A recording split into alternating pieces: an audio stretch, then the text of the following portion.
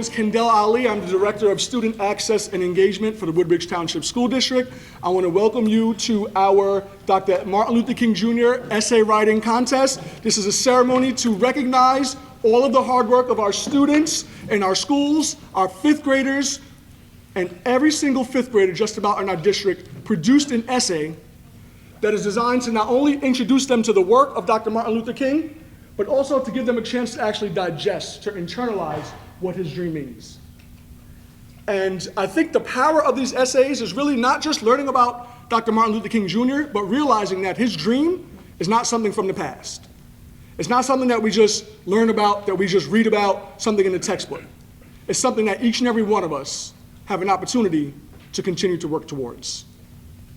That regardless of what we look like, who we are, where we come from, what our background is, that we should all be judged by the content of our character.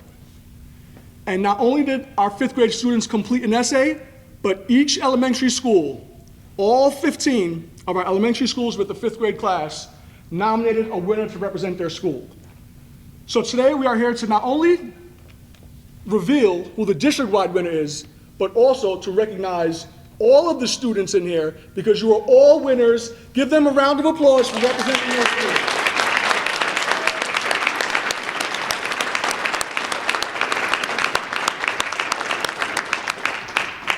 I would be remiss if I did not recognize the hard work of the adults who helped make this happen. This does not happen first and foremost without our teachers. The teachers are the ones with our students every day. The teachers are the ones that are pushing them to be the best that they can possibly be. Do we have any teachers in the room? Can you please stand? Let's give them a round of applause.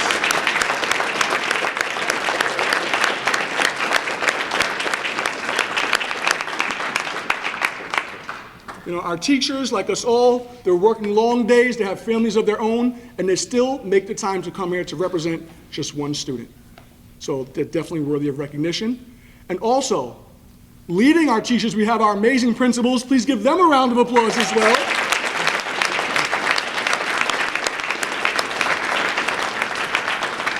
These initiatives don't occur without the leadership of our building principals, who are pushing things forward and leading the buildings and doing the best possible job that we can to make sure that we educate the students to the best way possible. And last but not least, most certainly not least, we have a group of adults in the room who nothing happens without you, and that's our parents, our families, our grandparents. Can we give them a round of applause as well?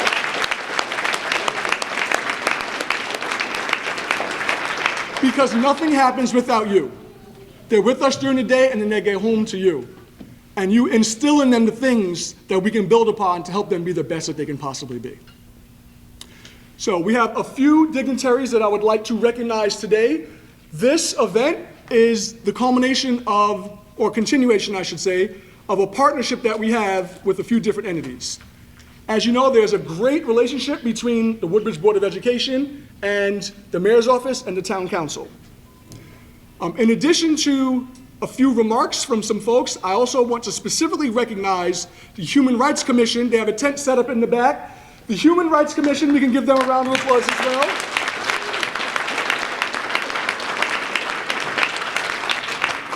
So they have the unenviable task of actually judging the competition.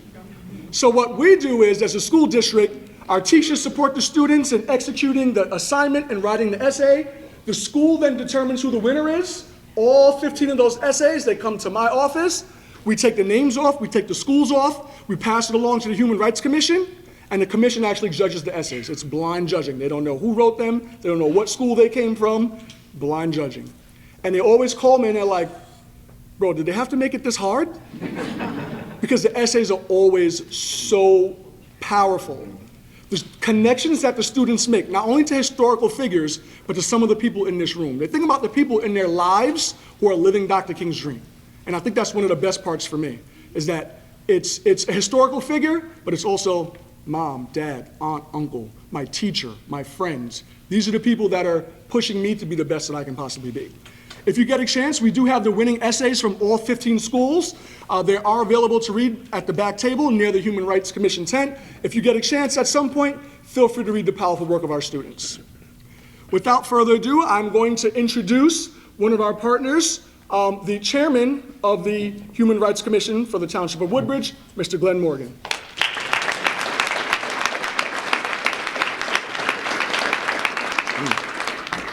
He took all my thunder. Because everything I was going to say, he already took care of. Human Rights Commission, you know, we're here for you. We have our meetings monthly in the council chambers, so any issues or concerns you may have, you're free to come there. You'll see in the back there, I have two of my committee members, Don Green, Bob Farrell, and our schedule is there with the dates and times that we have our meetings once a month. We do take a break during the summer, just like you kids do.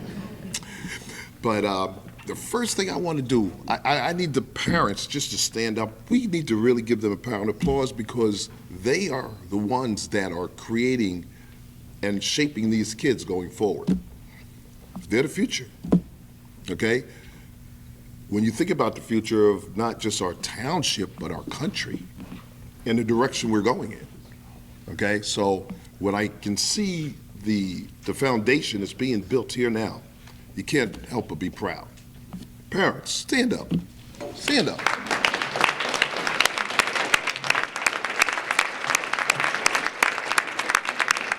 Thank you. 15 essays. Some of these I have read 4 and 5 times. It is extremely difficult. There are no losers here. Every single one of them are winners. So you definitely should be proud. To pick one, whew, boy, you know, we had a time, but we had to do it, and you know, I just say that you definitely should be proud of them. So I just want to thank you. Thank you.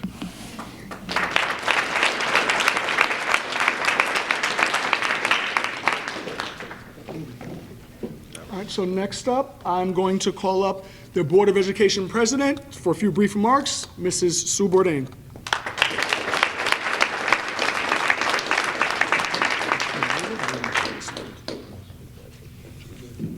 Is this thing on? I just wanted to very quickly congratulate everybody that's in this room tonight, the parents, the teachers, the principals, and especially the students.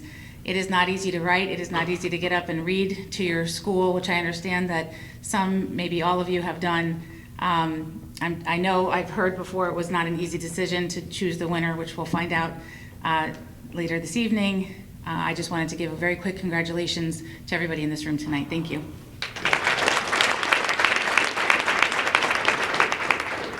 Next, we have a few brief remarks from the Town Council President, Ms. McAuliffe. Thank you, Kendall. Congratulations to everyone who is here tonight. These children did an excellent job. You put all your effort into it, and like everyone else said, everyone is a winner. You're a winner in your school. You did a great job. This is an excellent opportunity to see what is going on in the world and the culture. So thank you so much. And I'm going to turn everything over to Mr. Dan Harris, Councilman Harris. He has the school agenda on his agenda, so he's going to talk a little bit about school is very dear and near to his heart. So, Mr. Harris? Oh, excellent. Hi, everybody.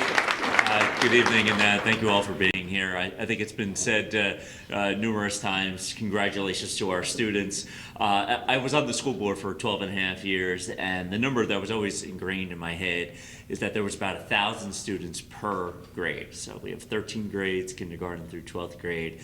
Thus we have 1,000 fifth graders, and you all, you 15 students, you are considered by your principal the best writer in your school. You put together the best piece. And I want to congratulate you on that once again. I had the fortune when I was a fifth grader that I was recognized with an honorable mention. You know, I guess they're like, we'll give this to this kid for my dare essay. So, and I remember I got a medal for it, and it made me proud. You know, I had worked on it. You know, drug education was really important to me as a child. And I hope this essay, you know, gives you that confidence that you are a good writer. Keep writing. It's not something that comes easy. Keep practicing, and really value, you know, the work that you put into this, and you know, build on it. And I wish you well in your future educational endeavors. Good luck in 8th grade.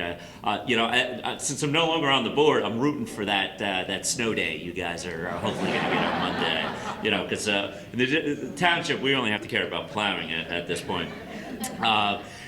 Sue took my role as president, and I want to make sure that we don't forget my good friend Stefan Lally. Stefan's the newest member of the board, and the guy who replaced me. Since I'm standing in the way of awards, perhaps dinner, I'm going to make my remarks very brief, just with a couple shout outs. Once again, shout out to our principals and our teachers for giving up your evenings. You have kids yourselves, you have, looking over lesson plans, what have you. You're here tonight recognizing that one student from your school. That really means a lot. And I know my home principals right here, Mr. Conley, congratulations to you all, and to our teachers as well. You also did the same, so thank you very much. Give yourselves a round of applause. And then finally, the mayor, who never misses an event, he sends his regards, as well as for Sharon and I, the rest of our council colleagues. They all send their regards, and congratulations to all of our students and our parents on tonight's honor. So without further ado, let's get started, Mr. Early. All right.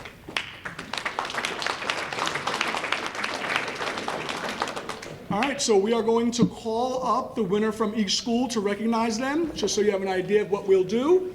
So the student will come up, they will receive a proclamation from the mayor's office, they will receive a certificate of recognition on behalf of the school district, they'll shake hands, and then they will go over to our repeater. Parents, you can feel free to go take a picture over at the repeater. So students, after you receive your certificates, you shake your hands, you can go right over to the backdrop over here and pose for a picture. Parents, you can feel free to come up and take the picture.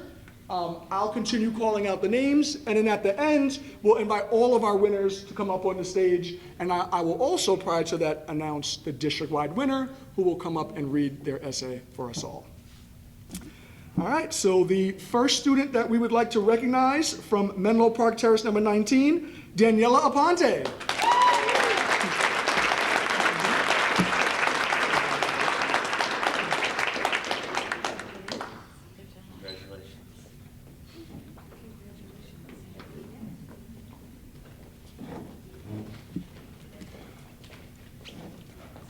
The next student from Robert Masenic, school number 26, Shrey Bathani.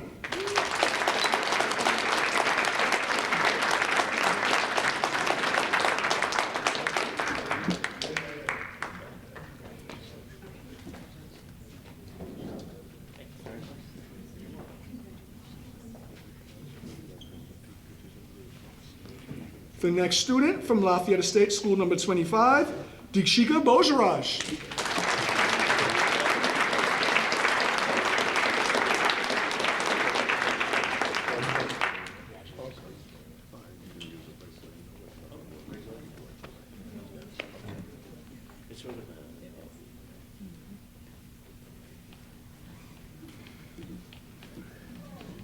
The next student from Avenel Street School, number 45, Xavier Boxley.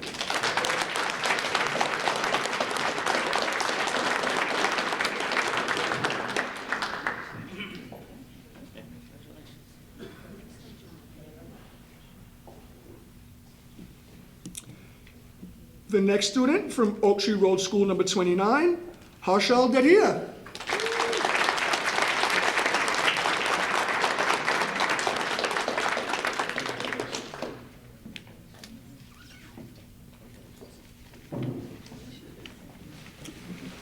The next student from Matthew Jago School number 28, Thea Hummel.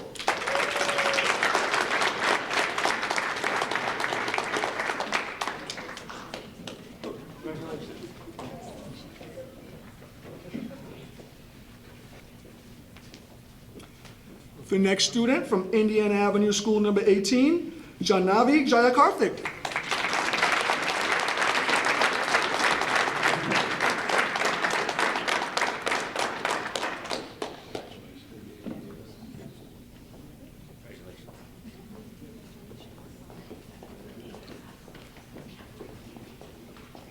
Next, from Pennsylvania Avenue School number 27, Kelsey Markovic.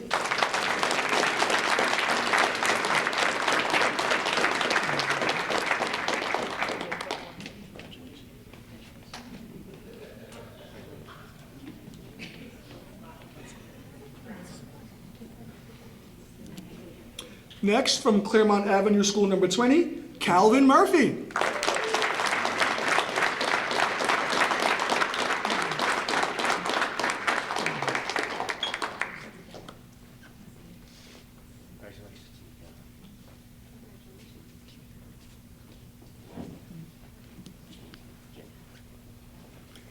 Next, from Woodbine Avenue School number 23, Janelle Patel.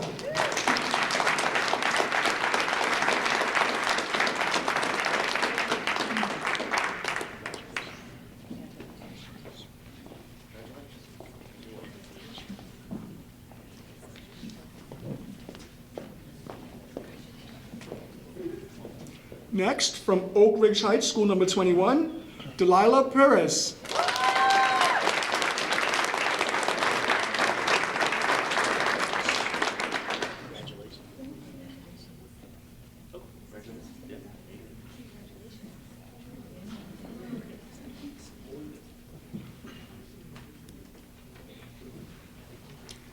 Next, from Ross Street School number 11, Audrey Randolph.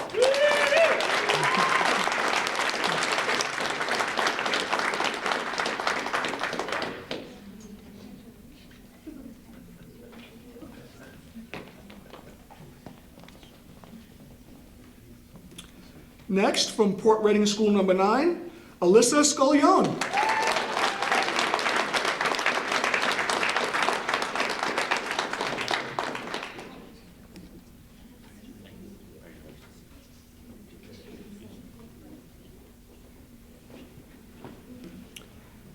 Next, from Mulberry Street School number 1, Nate Simon.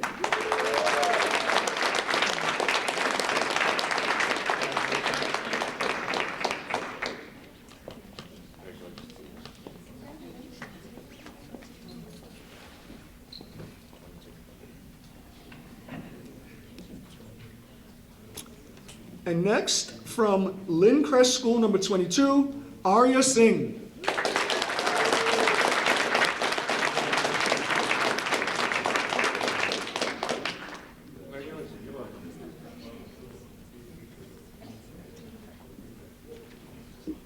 Okay, so one more round of applause for all 15 of our school-wide winners.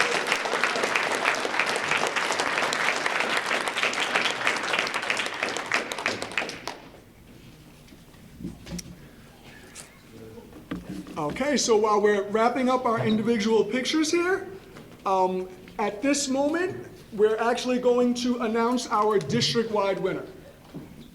And as was stated earlier, all of our students are winners here. However, to represent the district, there can only be one. So this essayist, and again, like Mr. Morgan said, I read over these essays many, many, many times, and I'm glad that I did not have to choose the winner. But when I read this one, I could see kind of why it stuck out to me. You should wait till they're done. Oh, I got it. I got this. I'm a professional. So one of the things that was, I think, distinguished this essay was some of the connections that they made to their life. I think all of the essayists, it asked the students to make some sort of connection to history, some sort of connection to themselves, some sort of connection to their families. And the connection that this student made, it was one that I actually hadn't seen before. And I think I've been involved in this. This is probably our 5th or 6th year of kind of hosting this. But this event has actually been going on for over a decade. This event was actually started by one of our esteemed community members, Miss Patricia Osborne, who is actually the parent of 2 of our principals, one of which I think is in the house somewhere today. But she had a vision for how do we get our students to really not just read about something, but how do we get them to internalize it? How do we get them to understand that it is something that they can embody and they can live? And so she created this essay writing contest with this in mind. And over time, it has grown. Over time, we have tweaked the prompt a little bit. Over time, we wanted to not just tell students this was Dr. King's dream. We wanted to show them his words and ask them, what does this mean to you? And I think that's what education is about. Not us telling students what to think, us providing students with information, letting them read primary sources, and then letting them determine What does this mean to you? How can you live this dream? And so without further ado, I'm going to announce our district-wide winner. I think they had maybe a ringer on their team because their principal was a former language arts supervisor. So hopefully they didn't cheat. But please put your hands together representing Oak Ridge High School number 21, Delilah Perez.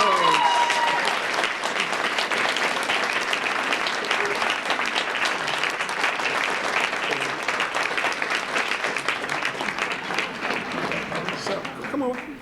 So on behalf of the school district, we have something extra special for you, an extra special award of excellence for doing such an amazing job on your essay. So that is for you. Thank you.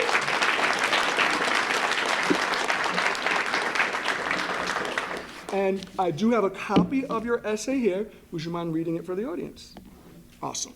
So we're going to get this back here. Gotcha.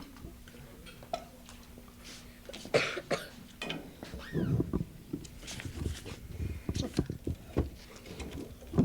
gonna be speaking right here. No, it's this one. It's not good. That one?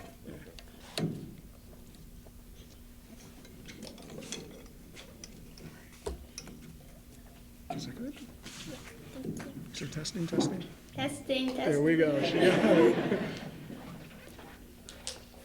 Whenever you're ready. Dr. Martin Luther King Jr. wasn't just any ordinary person. He was an inspiration for all. He was an activist who fought for African Americans' rights. He was an advocate for the Civil Rights Movement, which was a nonviolent protest started by African Americans to end racial segregation and discrimination in the USA. Dr. King believed everybody should be treated equally, no matter what they looked like.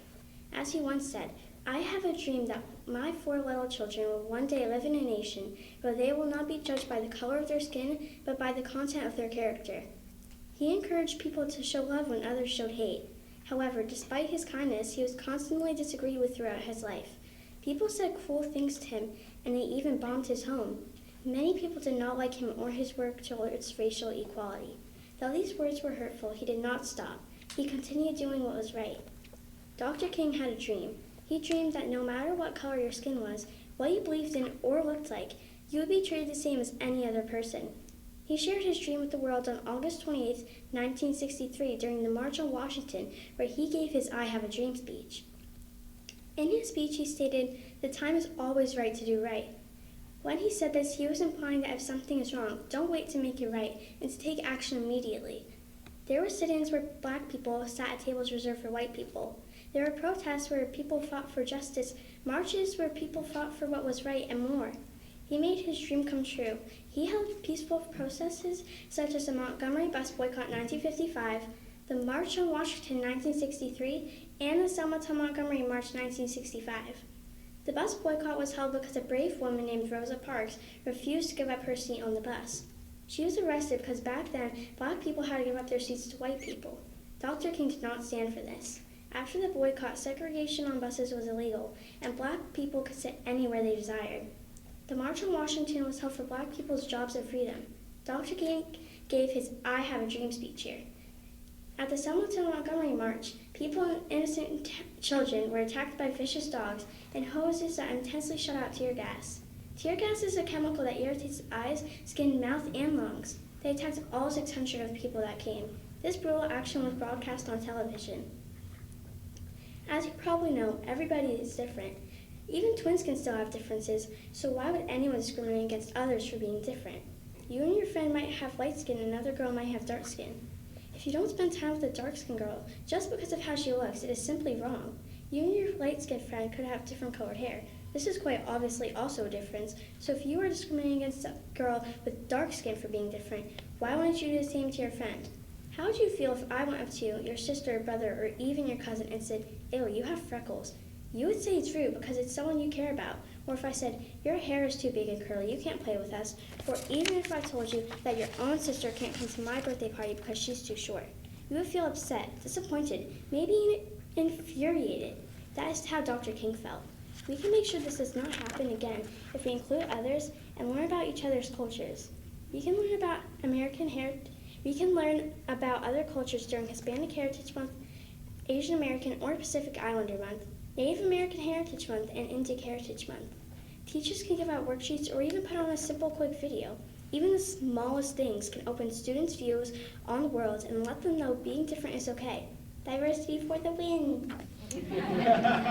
I know so many great people, but someone who truly inspires me the most is my best friend, Emily Goncalves. She inspires me because every day she makes sure that everyone is included. No matter what they look like, she's always there to help them, and that's the type of person I look up to. Dr. King's dream was that everyone's treated fairly no matter what, and Emily makes his dream come true every day. She has her ups and downs like everyone does. However, even if she's having the worst day ever, she's always, and I mean always, still looking out for others. Dr. King was a true role model who believed everyone should be treated equally. He showed the world that if you never give up, you can do anything. Remember him today because of his work towards the civil rights movement. During the civil rights movement, he hosted marches, sit-ins, and several protests where he fought for equality for African Americans. In conclusion, Dr. King is one of the most well-known and important activists of our time. Because of him, our country is free from the wrath of segregation.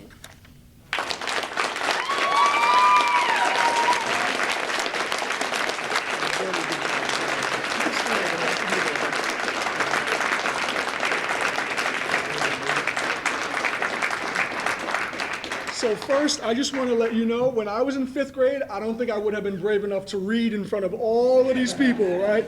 And you read eloquently, you did such a great job, you projected, so I can tell that you're a natural leader. I can't wait to see the things that you do in middle school and beyond. Such a well-written essay, connections to what we as teachers can do in our classrooms. Like, when I think about who I look up to, I go to like parents, I go to historical figures, she's thinking about her friends. She's thinking about people in her community. She's thinking about people that she sees every day that have qualities that embody the things that are important to her. And that was something that I definitely hadn't seen before in an essay. So amazing job. Can we give her one more round of applause?